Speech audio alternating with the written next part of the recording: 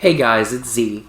I know this is a little bit something different for the channel here, but in this case, with everything going on and our recording circumstances at this time, in order for us to continue to bring you content, what we wanted to do is we've got an independent setup here for me at my own home, and we'll still be doing some content together with Zed. It's just a little bit harder for us to get together at this time. So, much like he mentioned in the channel update, I'm going to be doing some solo content. In the meantime, though, we want to keep the channel going. We want to keep things going strong. So I'm here today with another deck tech with you.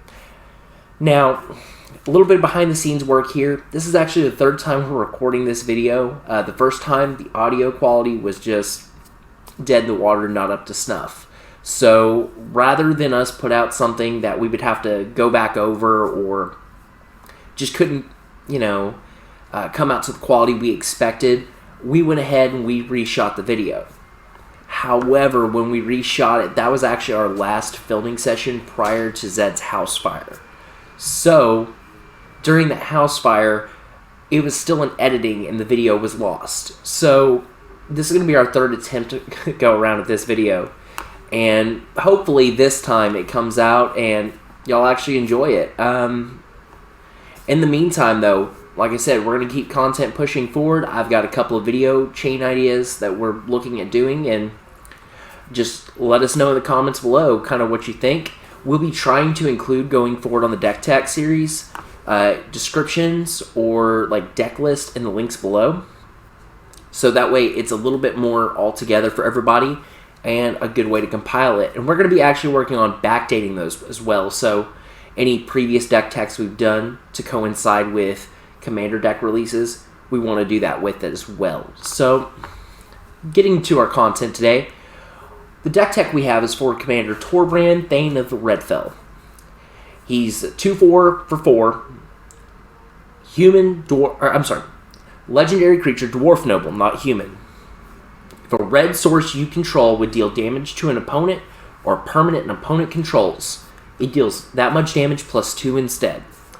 So, pretty decent, good burn commander, but it's also just a fun mono-red commander or card in general. Especially when you're getting like Punisher type effects or, things like that.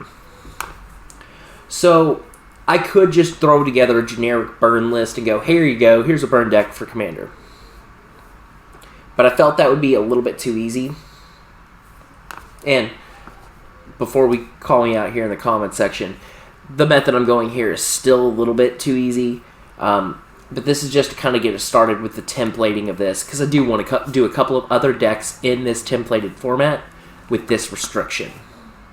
So, to cut right to the chase, our restriction today is going to be 1 mythic rare, 5 rares, 10 uncommons, and the rest of the deck has to be common. This includes our commander. So, Torbrann right immediately is taking one of our rare slots. Moving along to our next card in the list, though, and we're going to kind of work down by rarity, just so you can kind of see the thought process with this build.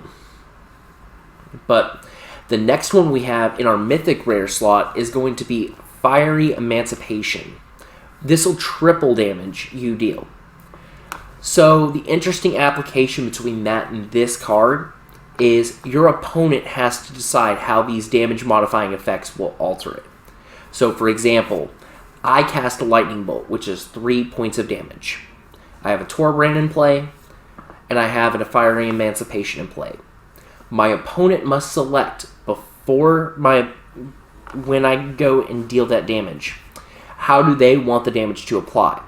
So they could choose to triple the damage of the lightning bolt first, moving it to 9, and then adding the 2, making it an 11 damage, or they can go ahead and apply it to my lightning bolt first with the +2, putting it at a 5, and then tripling that amount to 15.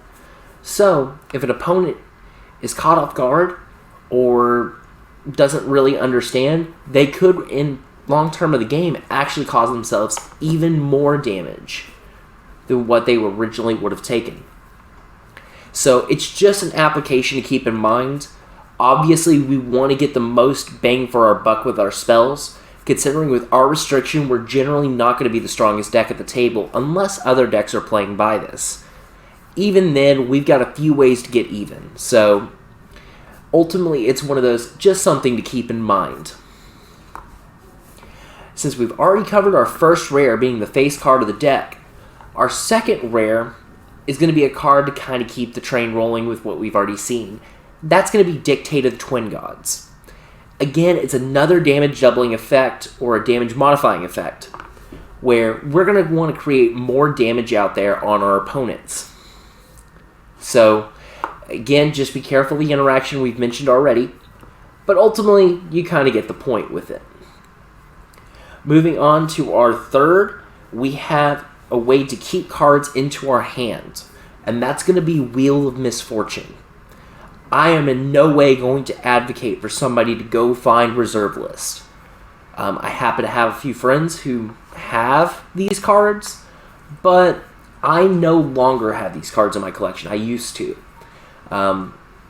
So rather than going for the several $100 card, I'm going to go recommend, hey, go find this card that's a couple of dollars and save yourself some money. It's not, in this deck, a little bit of life to pay is worth refilling your hand. So our next card here is going to be Thrumming Stone. As you can see, we're in red, so that gives us only two real options of what the Thrumming Stone package is going to be. And we're playing Burn, so it's probably not 7 Dwarves. You've probably already guessed the gimmick.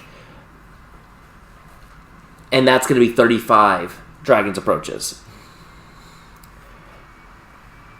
So ultimately, the whole goal of this deck is to hope to basically ripple through your deck and try to just Dragon's Approach somebody out, or the table really, out of the game with a couple of damage modifying cards in play already.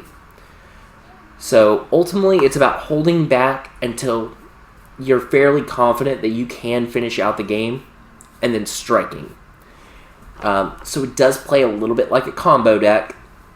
I know that's kind of a sore spot for some people.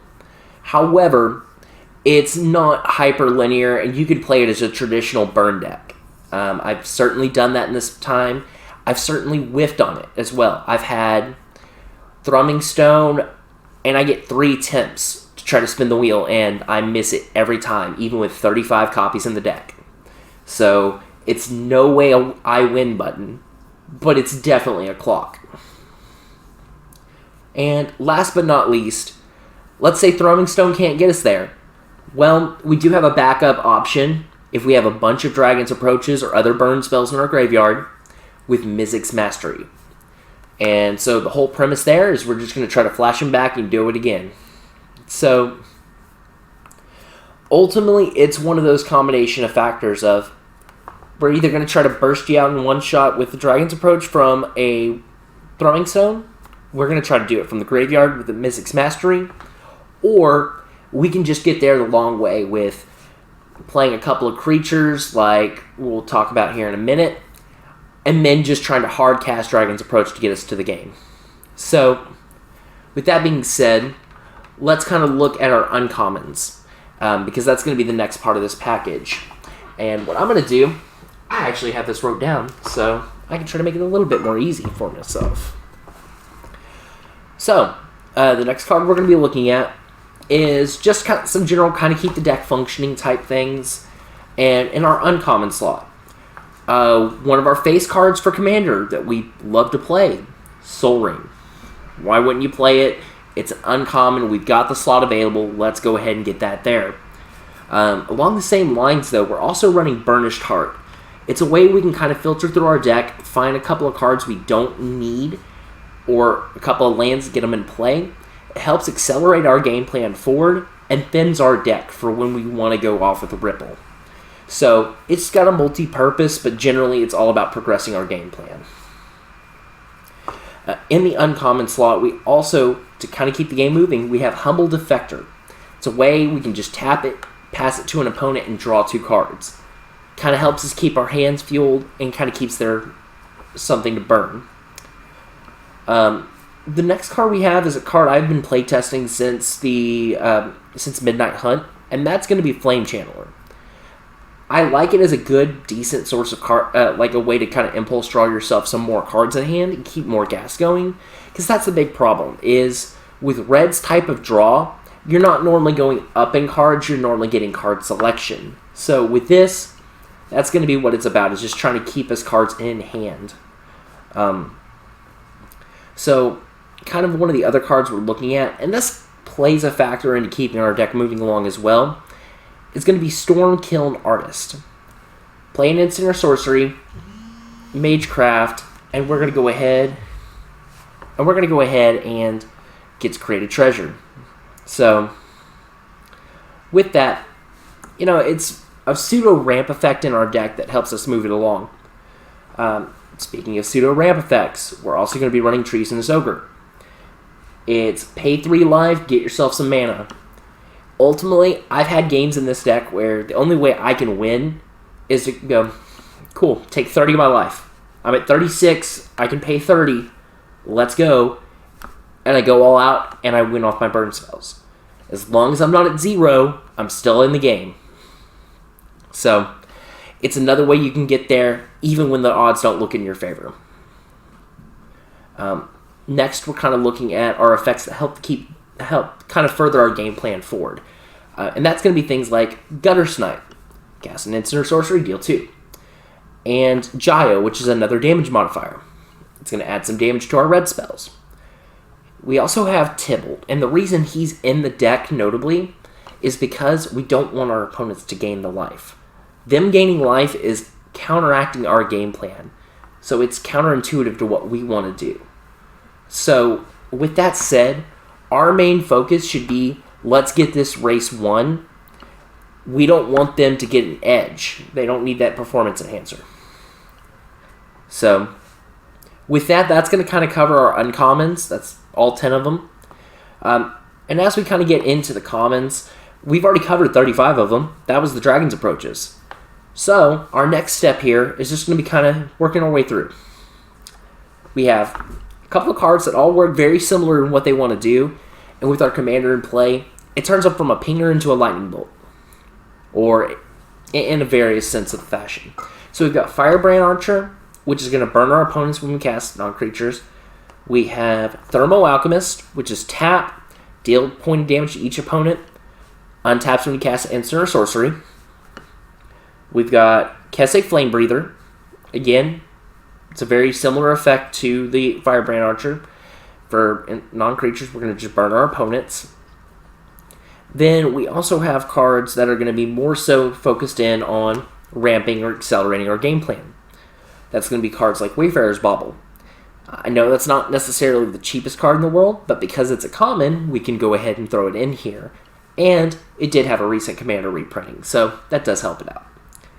We also have Arcane Signet, which is just another format staple by this point. Fire Diamond, a 2-mana mana rock that'll help us get the mana we need. Mind Stone that we can pitch for a card in a hurry. Then we get some of our draw spells. That's going to be things like Thrill of Possibility. This is going to be instant speed, so we can do this at the end of our opponent's turn, refuel ourselves before the next turn, and kind of get a plan moving. We have Faithless Looting, which is reusable, and Tormenting Voice, which is just another effect at 2 mana that helps us get more cards. We also have Seize the Spoils, to kind of play these same effects of, hey, we want to be kind of drawing cards, filtering out, getting things in the yard, and this can feed a Mystic's Mastery if we really want it to. After that, we kind of have one of our big, bomb, splashy commons in the form of a Mana Geyser. So, I've got 3 opponents at the table, they've all got about 6 or 7 mana, and they're just trying to further their board states. They tap down 4 or 5 of their lands apiece. We're netting, 12 to 15 mana. On our turn, that 12 to 15 mana could be 5 Dragon's Approaches out of our hand, or it could be other effects or other ways to further our board state. So, ultimately, it's pretty important. If we really wanted to try to just go off on a turn, we can hold that up, wait for the opportunity, and strike. Then we get to our mana base. And our mana base is going to be very, very simple here. We're a monocolor deck, so it's not that hard. I did miss an uncommon, but there's a reason for that. So, Obviously, Thrumming Stone is one of the more important cards for this deck and how it wants to work. With that, there's got to be some kind of way to get it back if it goes to the graveyard. We are a little bit of a graveyard deck here, in case you can't tell, but we're not overly dependent like a Marin deck or a Muldrotha deck would be. So for us, we're also running an artifact land package of Great Forge and Darksteel Citadel to go with our other uncommon. In this case, Trash for Treasure.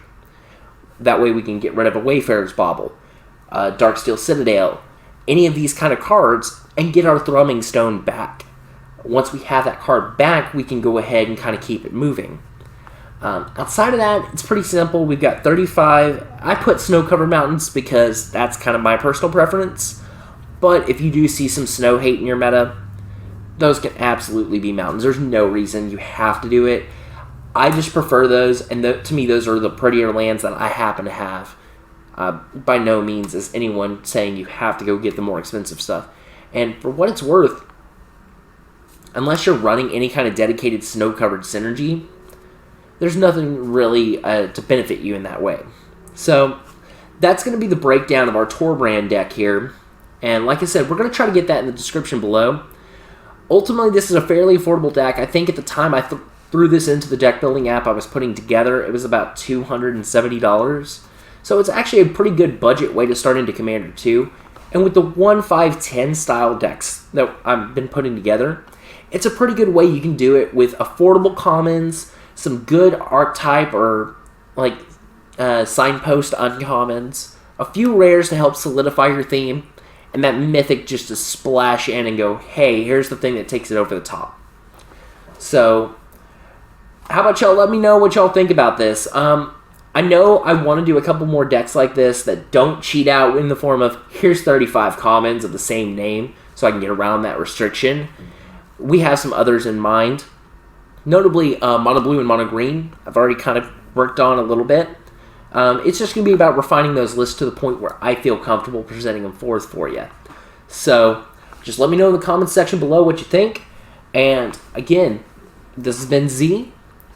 And y'all have a good one. Take care, stay safe, and as Zed would say, stay forever noob.